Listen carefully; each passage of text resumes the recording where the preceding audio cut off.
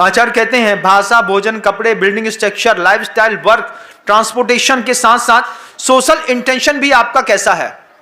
आचार्य से देखते हैं सामाजिक व्यवहार क्या करते हैं आप, किस तरीके से अपने सामाजिक व्यवहार में आप अपने एक दूसरे का लेन देन करते हैं, व्यवहार करते हैं, विचार करते हैं। इन सब चीजों के लिए कहा है बिलीफ सिस्टम अपने आप का क्या है।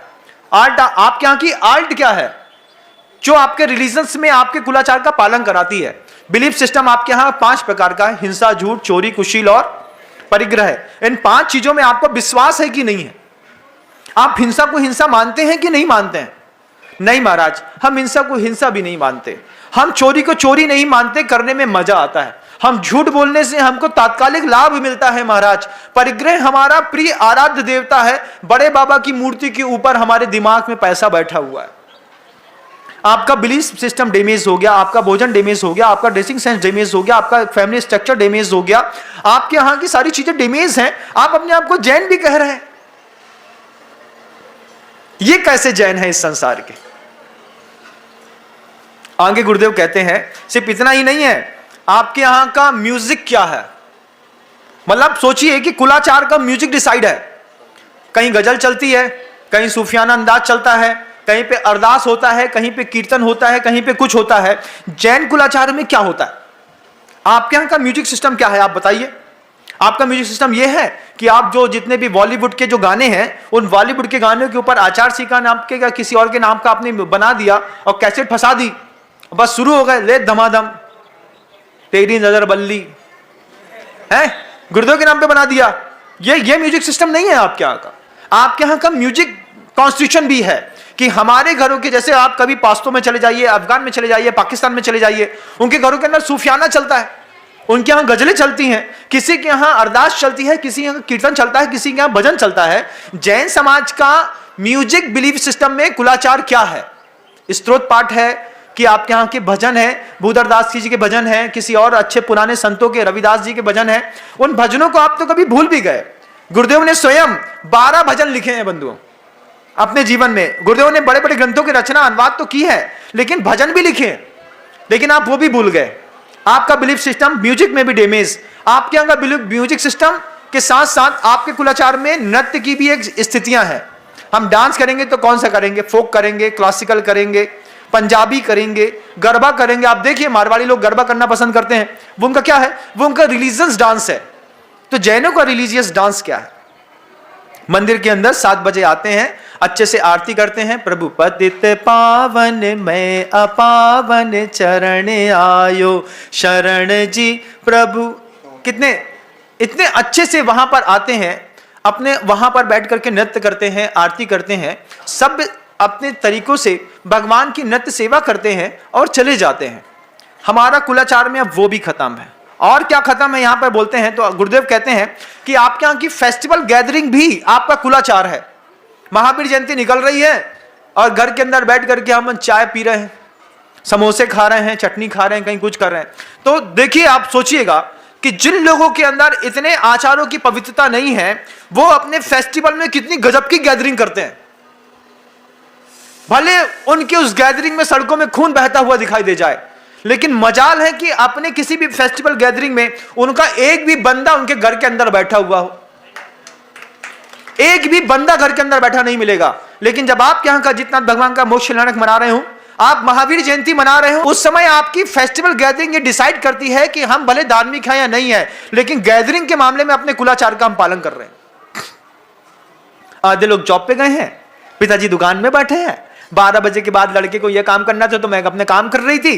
भगवान ने अपना डोल उठाया और खुद निकल करके घूम फिर करके 10 20 50 नारियल लेकर के 200-400 रुपया लेकर के भगवान मंदिर में वापस आकर के बैठ गए। इसके लिए भगवान को रोड पे निकाला था कि वो भगवान के निमित्त से तुमने अपनी यूनिटी पूरी दुनिया को शो करी थी कि हमारी शालीनता, हमारे संस्कार, हमारा नृत्य, हमारा डांस, हमारा भोजन, हमारा बिलीफ सिस्टम, हमारा कपड़ा, हमारी भाषाएं, आप एक साथ एक जयंती में सब देख लीजिए। आपको विश्वास हो जाएगा जैन कितना खूबसूरत होता है, कितनी खूबसूरत व्यवस्था है कुलाचार की। मैं आपसे मंदिर आने को नहीं बोल रहा हूं, पूजन अभिषेक की बात नहीं कर रहा हूं, धोती दुपट्टे की बात नहीं कर रहा हूं, मैं आपसे दान की बात नहीं कर रहा हूं। मैं आपसे आपके घर के अंदर होने वाले कुछ कॉन्स्टिट्यूशंस रूल्स की बात कर रहा हूं कि अगर आप धार्मिक नहीं भी हैं तो भी आप अपने घर के अंदर इस तरीके का सिस्टम मैनेज करिए, नहीं तो आपका घर डैमेज हो जाएगा। आपको मेरी बात समझ में आ रही है? आ रही है? दुनिया में सुनने वाले लोगों को भी आ रही है। गुरुदेव आगे भी कहते हैं कि इतना ही नहीं है, इसके साथ साथ वैल्यूज, कम्युनिकेशन स्टाइल भी क्या है, सिंबल्स क्या है आपके यहाँ के, कि आपके घर के बाहर जो है एक पचरंगा झंडा लगा रहेगा। उस झंडे से समझ में आएगा कि ये जैन परिवार का घर है।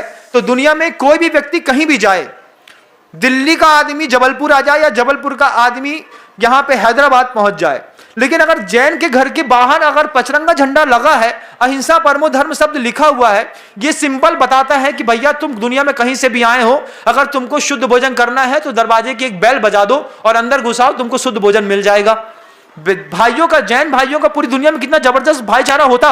अब यहां से कोई यहां का व्यक्ति जो है, अभी मान लीजिए भोपाल में या इंदौर में या बंबई में खरीदी करने जाए, अब उसको व्रती है और भूख लगी है, तो वो कहां ढूंढे भैया? कुछ नहीं महाराज, 2 दिन का उपवास किया, अपना धंधा किया और चले आए।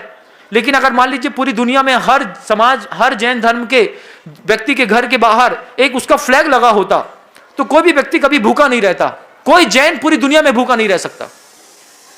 आपके थोड़े से एक सिंबॉलिक सिस्टम के कारण कि जो आपका फ्लैग है, उस फ्लैग को लगा करके आपने बता दिया कि जैन का घर है। कोई भी व्यक्ति बाहर का है, व्रती है, इतना तो बोल ही देगा, भाई साहब भोजन न सही, कम से कम शुद्ध पानी तो छना मिल जाएगा ना।